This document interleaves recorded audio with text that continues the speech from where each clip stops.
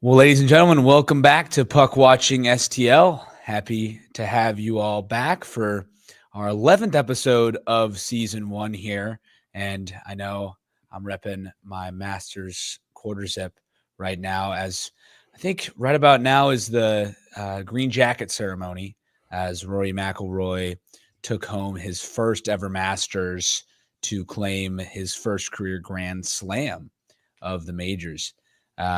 I was happy for him, Nick. I was happy to see him come home with that after all of the just disappointment over the course of his career. And he finally gets it after I thought he would almost choking it again on the 18th. He did choke it on the 18th. But I was almost a little emotional there. Oh, my gosh. He just broke down, fell to the ground, and was just sobbing on the 18th green there where the playoff hole was happening. So I couldn't help but be happy for a guy. It's been 11 years since he's won a major, and this was the career Grand Slam. So definitely happy for Rory there. Yeah, and I'm not, and I'll say it for the record, I'm not a huge Rory fan. Especially after watching Full Swing. I think you get a different perspective of him with the whole live golf thing. So, but happy for him to get the monkey off of his back. I think that's a tough thing, and you kind of feel bad for him, especially if he was going to blow it again. But luckily, he didn't. But actually, and also Justin Rose loses his second Masters in a playoff. I know. That's a bummer for that guy too. I still think Rory's is probably worse than Justin's because he's just been right there for such a long time. But yeah, it's still a bummer. Yeah. And in other news with our little icebreaker here, we have the Cardinals winning their series against the Phillies. Again, I haven't been following it too much, Nick, so you can maybe talk about it better than I can. But I know that Palante had 7 scoreless in the win on Friday, which was impressive. And then they lost yesterday with Michaelis and then ended up winning today. But I don't really, I can't tell how they're doing. Michaelis didn't actually pitch that badly. I think the Cardinals grounded into like 5 double plays yesterday, so they didn't help themselves there. But Liberatore pitched, I think, 6 or 7 scoreless, only gave up like 3 hits today. Wow. So he was pitching extremely well. And Walker hit a bomb. Nolan had a double. Both Nolans had a double. Both Nolans. So yeah, they look good. Phillies are a really good team. So that was actually a pretty good series win there. Yeah, huge. And again, this is not a St. Louis sports podcast, but we do like to cover them because the Cardinals just sometimes are laughable. But it seems like that there's something right now. The Phillies is a good win, although they did get swept by the Red Sox. That I decided to go to out of just horrible after our last podcast. And then is City still up 1-0 as we kick this off? Nope. It's 1-1. Klaus scored, so that's moral victories there, but hopefully they can at least tie. The Columbus Crew is pretty good, but I know Jake and Justin are probably stressing right now. Well, yeah, I saw them live like right before we were starting this. I'm sure they did like a little live show from what is it, Energizer Park now? Yeah, Energizer. Yeah. Well, happy that we're catching up here. It was a exciting weekend of the Masters and just getting right before my little Easter break coming up here, heading back to St. Louis, and which could be hopefully coming up some celebration coming home for a playoff clinch. But we have a lot to get into because, Nick, the last time we talked, Blues were on a 12-game win streak still. Never knew that it was going to end. We just didn't know. And obviously we thought maybe Winnipeg would probably be the toughest test that they've faced. And it seemed like that was the case as they dropped a pretty tough one in Winnipeg. Again, we could tell that they were just the better team that whole game, it seemed like. And I know we were filming an interview with Jamal Mayers during that. Make sure to check that out whenever you can. This will be merged into this episode. So you can listen to this as well as our interview on Spotify and Apple Podcasts. But Nick, I mean, it was a tough game looking back on after our interview, just seeing how Winnipeg kind of babied us, I think, in that game, just showing how they're the more capable President's Cup team than probably we are. Yeah, I knew that was going to be a tough one. I mean, we tied it up. I thought that we showed some resilience there, but really could not control the puck whatsoever. A bunch of one and dones, a lot of good opportunities given up, I thought, which has kind of been the story this week in general. Yeah. But Winnipeg was definitely the best team we played this entire week. So that one, things can change in a week, which they obviously did for the Blues. But for the Jets, I'm not going to be upset about a regulation loss. Like, you're not going to be able to beat everyone there. And the 12-game win streak, I think, got us a little bit over our skis, especially as fans, as to what the team is, capable of night in, night out. Yeah. Yeah. So before that game, Buchnevich had during this game after had a 3-game goal streak that he was notched the only goal for St. Louis. So notched that. And then also Kyle Connor in that one, who the Blues odds are, barring that we maybe lose. And again, we'll get into all these scenarios later, but barring anything, probably we're going to see the Jets in a week probably. And we will see Kyle Connor, who has 33 points in 27 career games for St. Louis. And that one, he notched a point. So obviously Central Division on Central Division is going to be competitive every single time. But that game, I think, seeing how successful Kyle Connor was in that one, and he didn't score, but he had a point, and obviously it was Scheifele as well. Both guys who can kill us. I thought that we just didn't handle that as well, but also I think defensively we played okay, but just could not generate much past that really solid Jets D and physical D as well. Yeah, no, I would agree with all those points there. It was tough to watch. I think they only managed to have like 16 shots on goal or something like that. It was super low, and that's never good to see. But again, I don't really think that game I took away that the Blues are dead. People probably could have taken that away after last night, maybe, but they're definitely not dead. And that game, it wasn't reflective of everything at large with what's going on with them right now.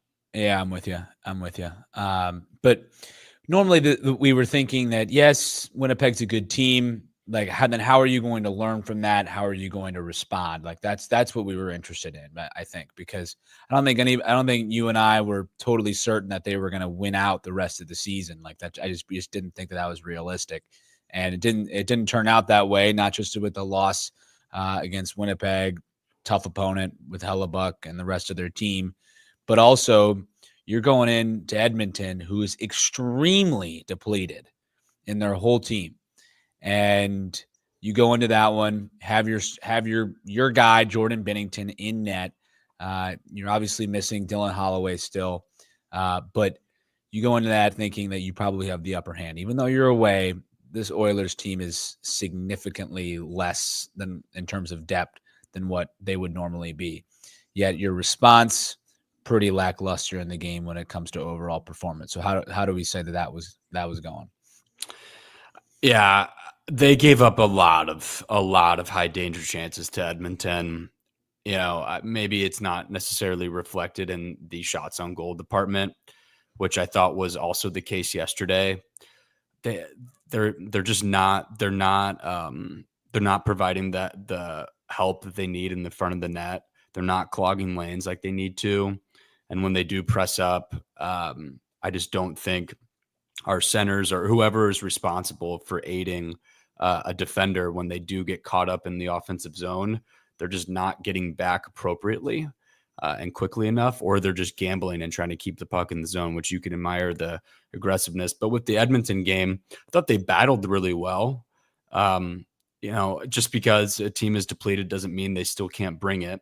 And you're in Edmonton, you're in hostile territory. Also, the big man was back that night, Connor McDavid, and he really made us pay. He time did. and time again, which is, you can't limit Connor McDavid to zero. You're probably going to be facing a hard reality when it comes to playing him. But they didn't do really a good job at all in trying to contain him whatsoever, and really made me. I kind of had a freak out after that game. I'm like, when the hell is Colton Parayko coming back? Right. Because the defense looks depleted. They did not have enough energy. They didn't have enough of a strategy to contain Connor McDavid. And, they have the role players to still beat us at the end of the day, which, the Blues in the third period when, it's tied or they're up one, the story continues with them and just giving up late goals. And it was super frustrating because if they were able to at least muster up a point there, we're looking at a different reality right now. And unfortunately, they just were not able to do it. It was super disappointing. That game sucked. Yeah, and but what was really odd about the game, though, Nick, was just the way that it just kind of kept bouncing back and forth. Yeah. Just when you thought that the Blues were kind of out of it, they immediately responded every single time. And just when you thought that they were going to be able to take it to overtime, they weren't able to. So it was such a balance. And I think we'll create the because I have a separate segment called How to Blow Leads as a separate one because we have a couple stats on that later. But before we get into that, I was extremely concerned after that. But more importantly, though, just some interesting subject matters. So going into that, Robert Thomas still leading the Blues in points since the Four Nations, not just the Blues, the whole league. So again, continuing his prowess, got a couple points in that game as well. So he was able to do some damage, and we'll highlight his greatness in a few minutes here. But I wanted to also highlight, though, that Ryan Suter actually broke the ice for the team, and it's his second goal of the season, his first shorthanded goal since 2018. Yeah. And that's unbelievable. He's had 5 in his career, but he's played 1,500 games, man, and 1,524. And that's his first since 2018. Pretty incredible from him. That was a pretty good goal too. If you look, we should probably we'll give that a quick show because we wanted to highlight how Suter was kind of coming up big for the Blues there. So it's in the latter, or not in the latter. It's about in the midpoint of the first period here. So Buchnevich on the rush and then decides to hand it to Suter on a nasty backhand just around Evan Bouchard of the Oilers. And I think everybody has got a smile on their face, not just because they're happy about the goal, but because it was Ryan Suter that scored the goal. The Oilers coach was like, what in the world was that? Yeah. I don't understand how Ryan Suter is upright still after how many games that guy has played in the NHL, but that was a good goal. I've wanted him to score for a while now. Yeah, but it was good to see. And he's also, I wouldn't even say just because he's upright for 1,500 games, but also he's played, I think, most of the games this season. I think he may have been healthy scratch maybe once, but I'm not entirely certain about that. But either way, credit a guy like Ryan Suter who's been able to stick it through the whole season as a 40-year-old with no injuries the whole season. And yeah, he's not playing a lot of minutes every single game, but it's not like he's playing no minutes. I think we highlighted it a couple weeks ago. It's 17, 18 minutes a game, something like that. That's still time. And as a defenseman, as a third pairing, that's plenty of time to probably put yourself out there and get yourself vulnerable to some injuries. And he's been able to come up to the challenge for sure. Yeah, he doesn't make a ton of mistakes either. He plays pretty conservatively, so that's probably a big reason as well. But if we're comparing him to Justin Falk, plays pretty aggressively and he pays for it, a lot sometimes, especially in pretty key moments. And I don't really think Suter finds himself on the wrong side of that very often. There may be some exceptions to that, but I haven't minded his play throughout the season. He's played some critical minutes for the Blues, especially amidst some injuries.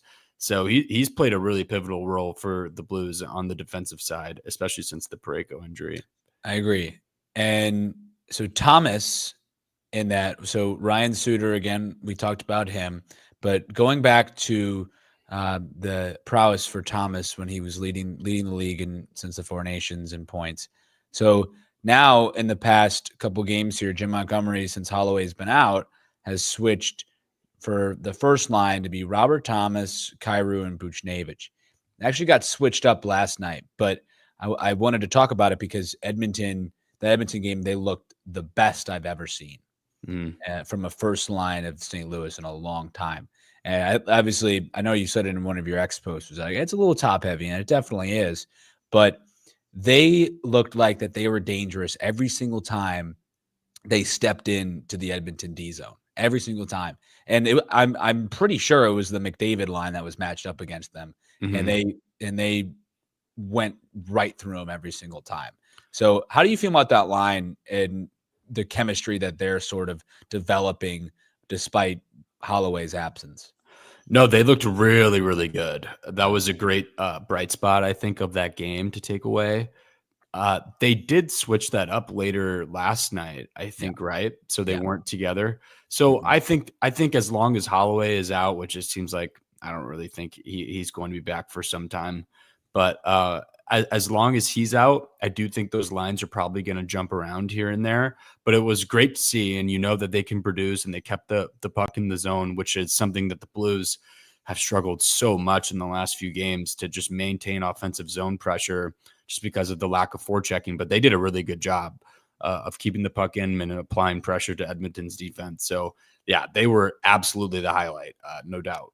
It's really an interesting combo for Montgomery to have Thomas and Kyrou on the same line because since we're talking about the Oilers, we'll say, and again, it's not the comparison that's probably proper, but we'll say McDavid and Draisaitl, right, that are the top guys on their team. Not comparing those two to them, but in terms of their two best players, just like our two best players on the same line, there's a certain anecdote to that where it's beneficial for you since you're able to be producing some crazy plays that can contribute a lot towards offense. But at the same time, you're kind of depleting your second line potential with, Shen having a lot more pressure on him to lead with neighbors. And then it's been Snuggerud on there. So that's a young wingers paired with a really experienced veteran that's had a not so good season, but a good season, not bad, but not to what we would want. So I don't know how you feel. Like, so I guess my question is do you think that should be continued, or do you think that Montgomery switching that up should be the thing that they should continue with, or how do you? Because I'm indifferent about it. I think there's positives and negatives to both. I think they're going to have to keep switching it up. I don't really see a future with them on Tuesday and moving forward, fingers crossed, making the playoffs. But I don't see how the Shen line is going to be able to produce like they were doing with Holloway. So I do see them switching up the lines, just trying to figure out what those top two lines are going to bring the most production. So I would love to see Booch, Kyrou, and Thomas on the same line. I think it's a really fun line. But I don't see how that would be very sustainable moving forward, especially like in the beginning of the game last night. They really weren't producing anything early. And if that's the case, the second and third and fourth lines probably aren't going to be doing any better. So at that point, you're going to have to switch it up, which is exactly what Montgomery did. So I do think they're going to probably be facing down that scenario moving forward. Yep, I agree. And I guess this segues into it nicely. A Holloway-less Blues. And I think the reason for all of these changes in the lines is exactly because of this. It's because Dylan Holloway's been absent. And I think the offensiveness that we've normally seen, how they're able to just score pretty easily, whether it's, on 5-on-5 on the power play, they really haven't had a lot of issues with that, especially on their win streak. But here we are entering a stage where now they're starting to have to find different ways to do it. I think they're having a harder time. Obviously, we had a lot of goals last night, and we had a lot of goals against Edmonton, but to me, it doesn't look the same without Holloway. I think it's just there's not to say there's something off, but it's just something that I got to get used to, I guess, because I think having a top heavy like that sometimes without the balance, I think is definitely hurting this team. I don't know how you feel. No, absolutely. Yeah. I mean, Holloway, if he's been anything throughout the season, he's been a gamer. He gets in on the forecheck. He's very energetic. He's very quick as well. He fights for the puck. probably unlike any other Blues forward, I've really ever seen in the past couple of years. And he wins the puck a lot. He's very crafty with it. They are going to struggle without him. There's no doubt about it. It's hard to fill that void now that he is out. But I do think getting Colton Parayko back is crucial. And I noticed it immediately last night when he came back on the ice. They obviously don't play the same position, so it's not going to be the same thing. But at least you have a defenseman now who can really get up in the play and has the ability to break up a lot of these rushes that the Blues have been suffering from the last few games. And I think they're going to be better moving forward. And moving forward, they have one game, and hopefully everything works out where we're going to be able to make the playoffs. But, they're in a good spot. They control their own destiny still. So, barring anything crazy happening, Colton Parayko is going to be crucial for them. He's going to have to be his normal self and maybe more without Holloway. And it's weird to compare those two because, again, they don't play the same position. But it is a next man up mentality, and the defensemen are going to have to step up with Holloway not being able to play. And I think Parayko did it last night. We saw it. So yeah, I think you're making a good, interesting point when you talk about impact players. Like they're definitely not comparable as hockey players, but they make a huge impact when they're in the game. And when Parayko was playing, it's pretty amazing. Like I just thinking about it now as he comes back, that we went almost the whole streak, I think. Yeah, the whole streak without him in the lineup. Yeah. It's kind of mind-boggling, actually. Like it's kind of a phenomenon. Like I don't really understand it. And obviously I think it comes with a lot of, I guess, just grittiness and resilience from that defense that's really stepped up with third pairing guys like Tucker and Suter, and even like guys like Falk in the beginning and Leddy, who are really stepping up to the plate. But I think we kind of started to notice at the end there where we were really missing his presence, right? That's what I think. I think we saw a regression throughout the streak without him, and you did slowly begin to notice. And then Holloway got injured as well in the middle of the streak, and then it really became noticeable that they are lacking some energy and some talent on the offensive and defensive side of things. So now that the defense has been shored up, as you'd say, I don't know what happened with Broberg last night. I'm hoping that everything's fine and he's able to play on Tuesday. So no injuries there. So, knock on wood, that's not going to be the problem. So I'm hoping he's ready to roll. And then we have a full D lined up, and all of our pairings that we had from beginning of the year are ready to roll. And we can go into Tuesday feeling confident about that. But again, like we could complain about the Holloway thing all day, and I've seen it on Twitter a lot. It's not going to change anything. We have to adapt and get better, because clearly this isn't going to be enough. We've Edmonton, they're a playoff team, but that's not the playoff team that is going to be on the ice next week when they play in their first round. Sure. Besides, I know Ekholm's out for the year, but they're going to get Draisaitl back. Yep. So they're going to be fine. And the Kraken are not a good team. And they've had some wins here and there in the last 10 games that I've noticed. Yeah, very streaky. But again, just not one that you should be losing, especially when we have everything to play for, and they don't have really anything besides just pride and ruining our hopes and dreams, which I guess could be, something that they could strive towards, just like Utah on Tuesday. But again, there's not many excuses you can throw around for Edmonton or Seattle, and yet we're coming up short. So something's got to change, and Parayko's going to play a pretty huge role in that. Yep. And you know who also needs to play a huge role in this, by the way, is this WTF line, baby.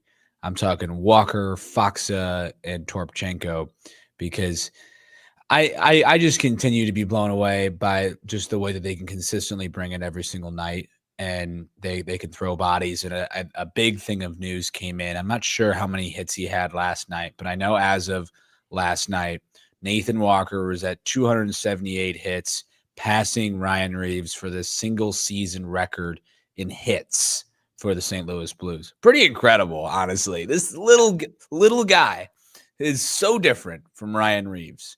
and he's able to notch that number even before the end of the season. It's pretty incredible from him, and just shows just how committed he is to the Blues and how he brings it every single night. Just his 110%, man. He is he's awesome. I did see that stat last night. He might not have the best plus minus on the whole team for sure, but that's really not what we're paying him to do. Not what the Blues really want from him. We want him to hit some bodies and get the boys going a bit. And I feel like he does that every single night. And Torp the same way. I don't think people, I know people do see it, but Torp is so fast when he gets going, gets that head of steam. He's such a big body too. Like if I'm a D man on the opposing team, I really do not want to go into the boards with Torpchenko. Like what a horrible situation that is for anyone. And that guy just busts his butt. And Foxa, I think he's a little bit different story, a little bit of a different story. He's a great faceoff guy. I think he has the highest faceoff percentage on the team, which is awesome. Yeah. But at the same time, he just makes some dumb mistakes. I know he did score last night. Did he score last night? Yeah. Good. Awesome. But I think he still can get better and just be better. I don't know. He's not going to be like a first line guy. We all know that. Neither is anyone on that line. But that's the only guy that concerns me. Long story short on that line. I think Walker and Torpchenko know exactly what the roles are. Fox is not like the most physical guy in the world. I know he can be, but they have very different strengths like Walker and Torp. And I think Foxa is just a different type of player. So he does fit in well, and the face-off percentage is great. So we'll see how it is moving forward, but that is an exciting line to watch just with those two. Like they're great. With you. And Walker notched 2 assists as well last night on top of the Foxa goal. And Nick Leddy with a goal last night as well. And he actually had 2 points as well last night. He had the shot for the rebound that Foxa got, and then ended up scoring off a beautiful slap shot through traffic right through Grubauer, which was a very good sight. 13 seconds after the Parayko goal in the third period. Let's show the Parayko goal because obviously we talked about his offense as an ability to jump into the plays. Well, this is another example of it from him last night. Missed this. We really missed this. Let's give it a watch. So again, Blues center ice. Parayko has Thomas. Who else? 1-2 backhander through the blocker of Grubauer right there. And all of them are pumped up, man, to see Parayko get right back into the scoring column after not having done so for, I think it was 17 games or something. Yeah. I'm going to say it's close to that. Either way, still a lot of games to miss with your team, and to do so like that and to finally get on the board right away for your 16th goal of the season. Pretty incredible from Parayko, and obviously ignited it 13 seconds later from Leddy. So, but couldn't bring it home last night, Nick, and that's a huge problem. Huge problem. Obviously, we would have loved to win it in regulation before anything, but couldn't do that. But it's like, well, we need 2 points either way. I don't think it really matters how we get the 2 points anymore. Just can't find a way to do that right now. It's not in the cards. Seattle, not a good team, but Jaden Schwartz gets on the board against his former team and decides, you know what, let's give the Blues some hell today. Really difficult for him, and he and his team sure did last night, because the Blues, honestly, I don't know how you feel. I know you didn't watch the whole game, but you watched most of it. Probably their worst game they played this week. Yeah, I didn't watch the third, which was obviously when everything happened. So I had the privilege of watching probably the worst 2 periods I've seen from them. I'm sure the third looked different. I watched the highlights. It did seem like they generated a good amount of offense in the third. Yeah, it's really unfortunate. I will say of the silver lining, if we can have any of those from that game, they did get a point, and that does change the picture a bit as to what they have to do in order to make the playoffs. So, thankful for the point. But again, like they really, really do have to figure out how to maintain and keep these leads when they have them in the third period. And they have not figured that out yet. Even when they were in the streak, like even when the streak was going on, they blew a couple leads, especially late in that streak. And you're wondering, like, when is this going to end? When are we going to be able? And I thought it would be getting Colton Parayko back. So that clearly wasn't necessarily going to be the solution there. But I am glad that I know Seattle scored, but they didn't score with 30 seconds left in the third when they pulled their goalie. Oh, so, dude, they were damn close. I didn't see it. I didn't. Oh, yeah. You should see it. I mean, overtime. Oh, no. Oh. In the last 30 seconds. Oh. I was watching the game, and I'm telling you, dude, every single time, I swear, there is yet to be a time, maybe in the last 20 games that I've watched, where the opposing team did not have some sort of scoring chance within the last minute of the game. It doesn't make any sense to me. And that's why I wanted to make this a separate topic, because it's absolutely crazy. It's not just the 30-second, I think it was against the Oilers. That wasn't even a lead, but how to blow it, I guess, in general in the final seconds of these games, because they're just like treading on thin ice, man, every single time. And Jordan Bennington and Hofer somehow stand on their heads in a lot of these cases, but oftentimes they don't. And it costs this team a huge sum, considering with the Oilers loss and then a couple other leads blown that we ended up winning in the 12-game win streak. But still, they have an issue with that. And I hope it's some sort of mental thing, but I hope it can be resolved, because it seems like I don't know. It's just like the monkey on their backs, man. Every single time. It's the one thing that they have to learn how to be better at, I feel like. It's got to be preached every single day. I don't really know what else you're supposed to do. It does seem like when the clock is ticking down in the third period, they really, really, really settle in, and their aggressiveness, it seems like it drops off by so much, and they don't even try to really break out and generate a lot of offense. I don't know if that's the problem. I don't really know what Montgomery sees as to why it's such a consistent theme for them. I know it's hard to, maintain and protect leads. I get it. It's not like we're the only team that does it, but we're definitely one of the only teams that does it this consistently in terms of blowing it. Yep. So, or just giving up really, really high danger chances when it really matters most. So I don't know. I don't really know how you make that significantly better. You would hope with this last game here, maybe they can improve upon it, or they just smoke the hockey club on Tuesday, and we don't have to worry about blowing leads at all. But if we're in close games, I feel like every Blues fan knows it's not going to be fun. It's just not. Yep, agreed. And I have the official stat here, because I'm not just lying about this. I'm just talking. The depressing fact, and NHL Gateway, credit them for this stat. Blues have now allowed 16 goals in the final minute of regulation. Not sure how that fares with the rest of the league, so I'm not going to make any other assumptions with that. It's got to be up there, though. It's got to be for one of the worst, because there's no way that there'd be an individual stat about it. Yeah. If it wasn't actually that big of a deal. So it's something that they need to improve on, and it's one of those things I feel like that can be fixed, though. I don't think it's about the skill aspect of the game. It's like, how do you handle pressure? And they just don't seem to handle it very well in those situations. They certainly don't. And it's not like they don't have enough veteran defensemen to, be calm, cool, and collected when it comes to being under pressure like that. So I don't know what gives. It's not like they need another veteran defenseman. I think we're probably the most veteran defense in the entire NHL. Probably. So, there's a surplus of veterans, I can tell you that. Yeah. But in a good way, it's helped us. But before we kind of enter some of the scenarios upcoming here for it, I wanted to touch a few more things. So Thomas, with his greatness, extended his point streak to 11 games after last night, assisting on the Parayko goal, and that extended his to 11 and put 4 goals and 19 assists in that span.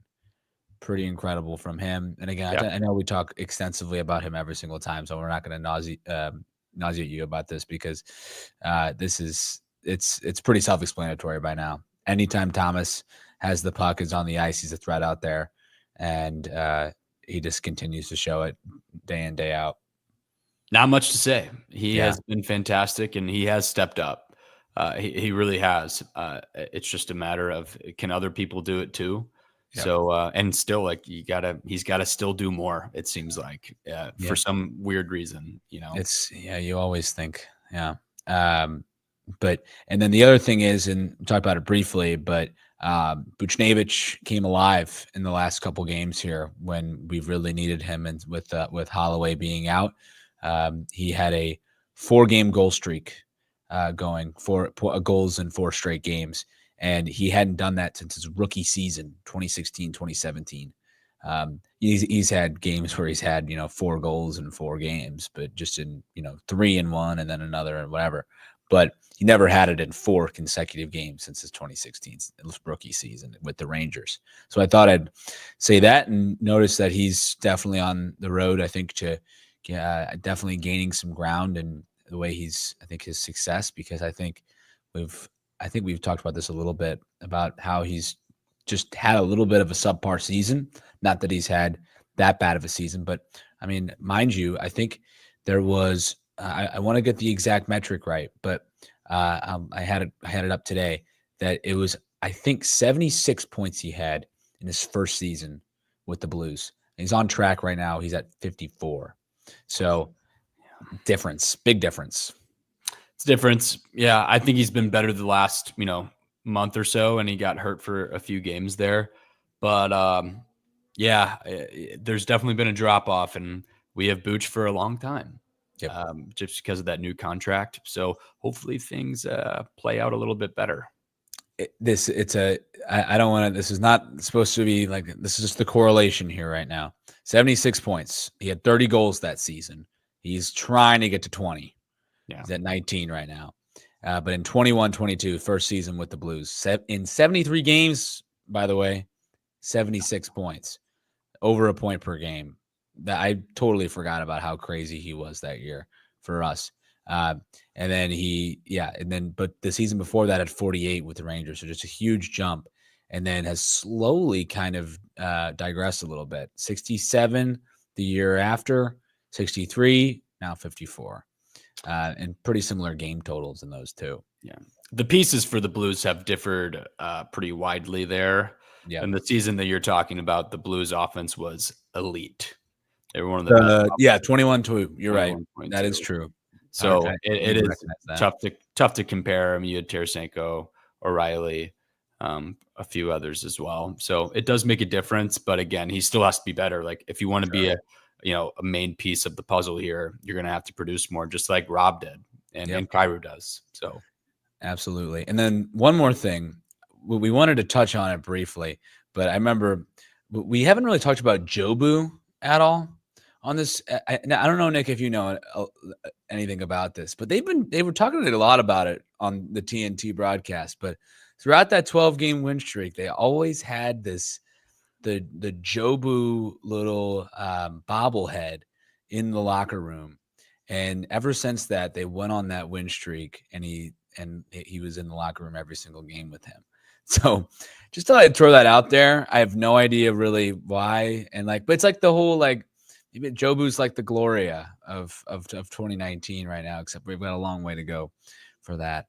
But I thought I'd throw that out there because I feel like we haven't talked about it enough, especially when their streak was really going. May have to throw Jobu out if they lose on Tuesday. Yeah, well, if it's a loss on Tuesday, then yeah, you may have to. But now on to the latter part of our episode when I have two things: go Sharks and clinch scenarios. Go Sharks because they need to win against Calgary tonight. Blues will automatically clinch. Is it tonight or is it tomorrow? That game is underway. It's underway at 8. Yeah. It started at 8. You're right. Flames are up 2-1 in the first. Okay.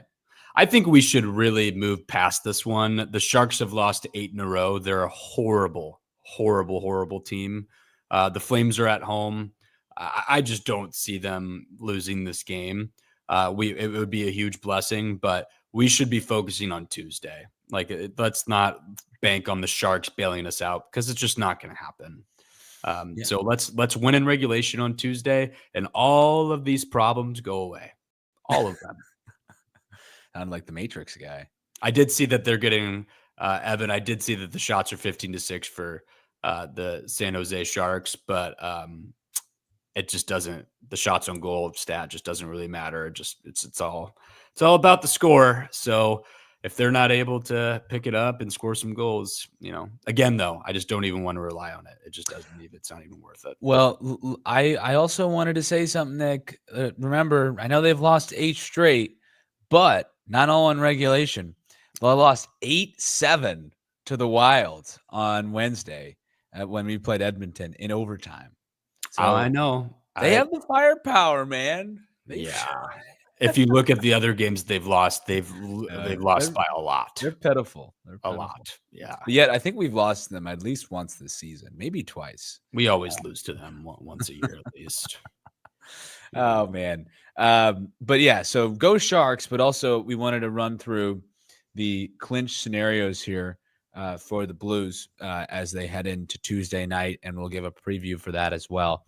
But so if the Blues win in regulation on Tuesday, they will automatically clinch no matter what happens with Calgary the rest of the season. And I think Calgary has 3 more games left counting tonight?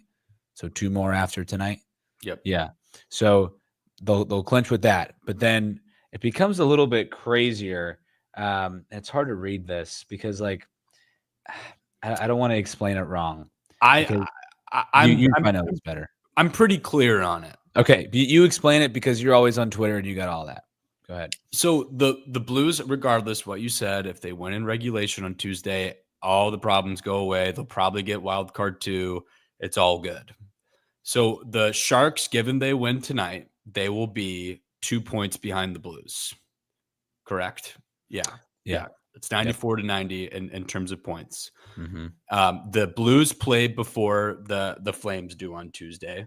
So let's say hypothetically that the Blues get 2 points, but they win in overtime. Yep.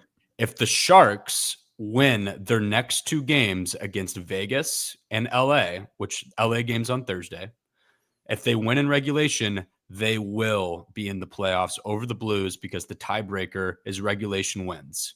Mm-hmm. So the Blues have 2 more regulation wins than the Flames right now. So if the Flames win their next 3 games, which includes the Sharks one tonight, they will be in over the Blues. Mm-hmm. So that part matters. So the Blues, that's why winning in regulation is extremely important. And then the other scenario, if the Blues lose to Utah in regulation, Calgary will need to still go 2-0-1. So they still will need points in every single game. No matter what, even if the Blues lose in regulation to Utah, they still will need to win or at least go to overtime on Thursday if they win hypothetically the next 2, or vice versa. Mm-hmm. So all of this does favor the Blues, and Calgary will have to be very competitive in those 2 games against Vegas and LA. The Kings are very good at home. I know that they're not going to be playing all their players. It's tough to really hypothesize exactly what that's going to look like for those rosters and who will sit and who won't. Regardless, it's tough to win in the NHL, especially on the road. The Blues proved that in Seattle and Edmonton this past week. The Flames are playing much better than the Blues, though, so that's something that we do have to worry about at this point. But yeah, this is helpful. This is what I saw today. Yeah, so, I wanted to put it up. Yep. Yeah. So essentially the sweatiest scenario pretty much is if we lose in regulation, we need the Flames to lose a game in regulation, or else we will lose and lose out in the playoffs for sure. Okay. That's essentially what it boils down to. Yeah. Okay. Well, and I'll keep this up here right now, but I just wanted to hear before we start to wrap up here to hear what you think is going to happen on Tuesday.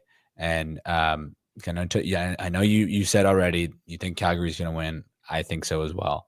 So what's going to happen come Tuesday when it's a must-win game against Utah, where a team we've kind of just been up and down against this year and always succumb to Clayton Keller. And here we are. Finally, it comes down to this potentially if it's all said and done. So what do you think is going to happen? I think it's a tough situation given that it's Utah and they do have the Blues number. I know we were able to get the monkey off the back right before the streak started. Actually, a few games before the streak started where the Blues still kind of sucked. They won at Utah 3-2. So that's good for how we should be looking at this game, especially given it's at home and they have absolutely everything to play for.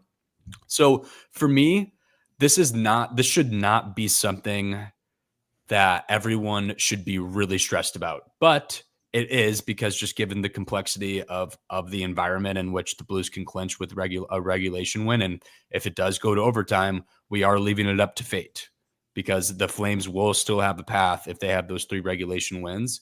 The Blues should be flying on Tuesday. There's no way around it. I'm assuming Broberg's back, like I said before. Parayko's in. I know Holloway's out. You have everyone besides Holloway. You should be able to beat the Utah Hockey Club, who has nothing to play for besides just ruining your hopes and dreams. That's what I said before. You win in regulation, you're ready to roll. And if you can't win in regulation, you better not lose in overtime. And I mean, much less lose in regulation. Losing in regulation would be a huge indictment on the team in general. Even if they do manage to squeak in, and the Flames lose in regulation in the next few games, then I'm really, really worried in general about what that first round is going to look like. So if they end this season on a 4-game losing streak and they still somehow make the playoffs, there are much larger issues at hand. So I'm with you. That's how I feel. Okay. You heard it first there. I'm with you, though. It's a must-win game. I know it's technically not a must-win game, but it's a must-win game. And I think you said it right. The momentum that this can bring you to where you can have a win going into the playoffs or have a 4-game losing streak going into the playoffs, barring if Calgary would win all 3 of these, counting the Sharks one tonight. But to give you a perspective of the season series, to remind you, played three times Utah already this season. November 7th, at home, loss 4-2. January 18th, 4-2 loss in Utah. Last matchup against them, 2-1 victory in Utah for the Blues. So I think we're going to see something similar to that, Nick. I think it's going to be a low-scoring game. I think Blues are going to lock those guys up, and I think they're just going to, once they get a few goals, they're hunker down and just probably play some very hesitant, smart defensive hockey. Yeah, it's terrifying to even think about, honestly, but I will be there on Tuesday, and I'm worried sick about it. So, yeah. You may just not come back to the podcast ever if they lose that game. But I mean, again, it's we want to emphasize it's not the end of the world technically, but it just would suck to have to wait for that. 'Cause I don't want to watch Calgary hockey, man. Like that's just not what I want to do with my nights, and that's what I'm gonna have to do if they lose. I especially don't want to watch them play Vegas or a Kings team that's really not playing for anything even more than Utah. Yeah. So that's the problem in playing like middle of the road teams late in the season is that it's not like they're going to get a great lottery pick. They don't have a shot at that. They're still going to probably keep playing and they do want to ruin playoff hopes. And that's exactly what they have the chance to do. And it's exactly what the Kraken had a chance to do as well. So the Blues are in a weird spot right now with the teams they're playing, but there's no excuses. This is a regular season game that they should be able to win 9 times out of 10, given what it's at stake at home. And they haven't lost a game at home in 11 straight games. And that doesn't make me feel better. It doesn't, man. Yeah. Actually, no. Yeah, it was 11 because they won the last 2 no, 11. I think it is. Yeah. No, I thought 13. I think is it? I think it's 13 straight because They had maybe 11. I don't know. Either way, they've been doing really good at home. And if they can continue that, and especially against Utah, just take Clayton Keller out of the game in any way, shape, or form you can. And hopefully I think it's either Vemelka or Ingram from Utah, Vemelka's pretty good goalie. But they probably having Bennington in the starting lineup have to be, I feel like. I know they've been normally switching it up like every 3 games, but they're not going to do it for a must win, I feel like. So Jordan Bennington in net, hopefully Broberg back. And I think that's probably it for the lineup. Any other lineup changes that would be in for, unless Dvorsky maybe comes in for Joseph, but I doubt that happens since Dvorsky didn't really look good against Edmonton. I don't think so either. Yeah, that's a separate topic, but we're kind of starting to wrap up here. But yeah, I'd say probably stick with Matthew Joseph in that one as well. The most experience you can get, I think, in those must-win situations, and he's probably the one for it. So, Nick, I guess we'll end with your fun fact here. Yeah, had to dig deep on this one, but on this day in 1968, the Blues' inaugural season, they faced off against the Flyers in Game 5 of the first round of the NHL playoffs, and they ended up losing that game, but they went on to win the series in 7. They made the Stanley Cup in their first season in the NHL. So it's cool. They got swept by the Canadiens, but hey, great first season, and a fun thing to look back on, see how far they've come, They definitely have come very far, a cup win, and hopefully many more to come as who knows, maybe it's not this year, maybe it's not even next year, but this core looks good, and they haven't looked very good in the last 3 games, but they've been able to score goals. Keep in mind, they've lost basically by a goal every single game except an empty netter against Winnipeg that made it 3-1. So they've been close games. They're coming up short. And that's the moral of the story here today, Nick. Yep. Totally agree. Yeah, it's unfortunate and obviously a little bit more somber of an episode today compared to the last 3 weeks where we've had a lot of wins. But in other news, congratulations to Western Michigan and Jamal Mayers' alma mater for national championship in St. Louis last night against BU Terriers, man. So glad those guys lost again in the Frozen Four. That's now I don't know how many years in a row, but they've been in it a lot recently, and they've not been able to do it, which is really funny and laughable. But happy for Western Michigan, happy for Jamal. And speaking of which, if you haven't checked that out already, be sure to. It's on our YouTube and X pages, and will be available as well in the middle or in this app. Actually, we'll upload it separately with our Apple Podcasts and Spotify, so you can have access to it there as well. So obviously, if you haven't yet, at Puck Watching STL on X, Instagram, and YouTube, be sure to follow us and subscribe to us there. Posting content every week for actual podcasts and reels as we go along throughout the games during the week. But appreciate you guys tuning in tonight. Hopefully you had a nice weekend and a fun Masters Sunday with Rory finally achieving the what we thought was impossible from him, but he did it tonight. And finally, hopefully we can get a Blues win against Utah to avoid any further anxiety between Nick and I know you who are tuning in within the audience tonight. Hopefully we can do that. But until then, have a great week. Hopefully we will see you on the other side, clinched for a playoff spot. See you guys. See you guys.